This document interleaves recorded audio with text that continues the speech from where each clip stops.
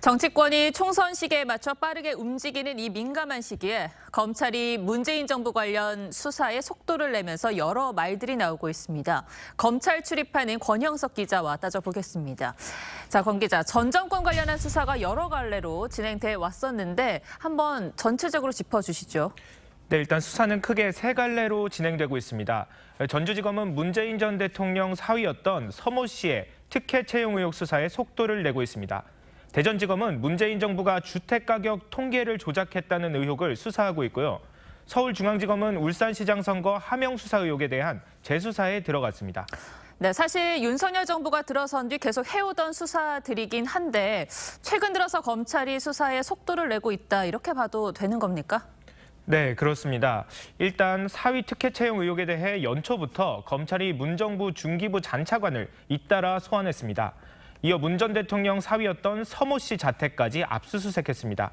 특히 검찰은 서 씨 특혜 채용과 이상직 전 의원을 중진공 이사장에 내정한 것 사이에 대가성이 있는지를 살펴보기 위해 대통령 기록관을 2주 가까이 압수수색 중입니다.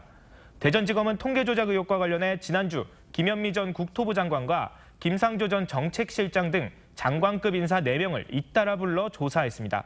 울산시장 선거 개입 사건도 지난 18일 서울고검이 조국 전 법무장관과 임종석 전 비서실장에 대한 재기수사 명령을 내렸습니다.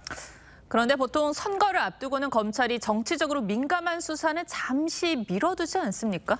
네, 맞습니다. 선거 처리되면 사실상 야당을 겨냥한 수사는 숨고르기를 하는 경우가 많았습니다.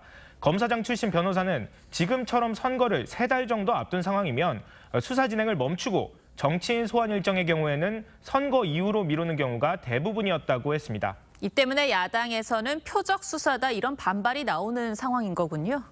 네, 맞습니다. 지난 17일 문재인 청와대와 정부에 몸담았던 국회의원 30명이 기자회견을 열고 검찰 수사를 공개 비판했습니다.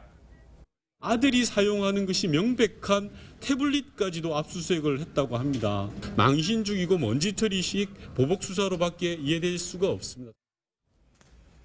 울산 선거 재수사에 대해서도 조국 전 장관이 끝도 없는 칼질이 지긋지긋하다고 반발했습니다. 검찰도 이런 반발을 의식하지 않을 수가 없을 텐데요. 입장이 뭡니까? 네, 검찰 입장은 이렇습니다. 검찰은 현재 진행 중인 수사에 정치적 고려는 있을 수 없다는 입장입니다. 예. 문 전 대통령 사위 특혜 채용 의혹은 전 정부 때 이미 시작이 됐고 이 전 의원의 타이스타제 실소유 여부를 먼저 확인해야 했기 때문에 늦어졌다는 설명입니다. 울산시장 선거 수사는 지난해 황운하 의원에 대한 1심 판결이 재수사의 계기가 됐다는 설명입니다.